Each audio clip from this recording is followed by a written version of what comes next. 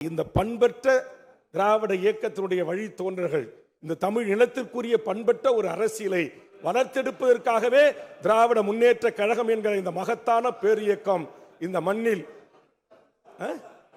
பண்பட்ட சொன்னாங்க. பண்பட்ட அதான் சொன்னேன். பண்பட்ட இந்த பண்பட்ட மாறி இருந்தாலும் பண்பட்ட நான் சொல்றது சரிதான். சரியாதான் இருக்கு. சரியா அதனால ஒரு வார்த்தை தவறா கேட்டு இந்த பண்பட்டதான்